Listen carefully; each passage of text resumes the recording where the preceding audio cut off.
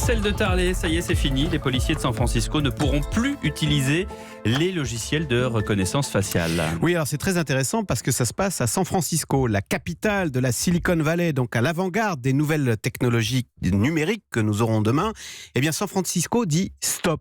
Stop à la reconnaissance faciale. Pourquoi ?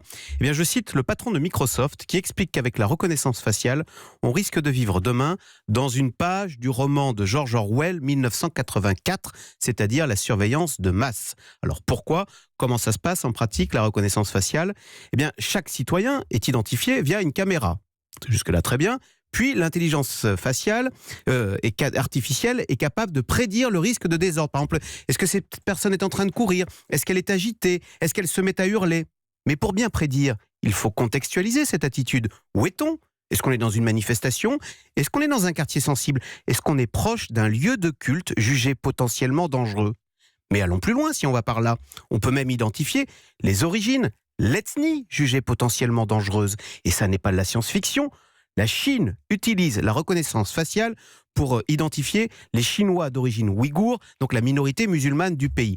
Donc on voit bien les dérives de cette technologie. Vous êtes jugé suspect, non pas en fonction de ce que vous faites, mais en fonction de qui vous êtes. En clair, vous êtes prédestiné à être suspect. Bienvenue dans ce monde orwellien de la reconnaissance faciale. Eh bien, c'est ce monde auquel San Francisco dit stop. Tant mieux.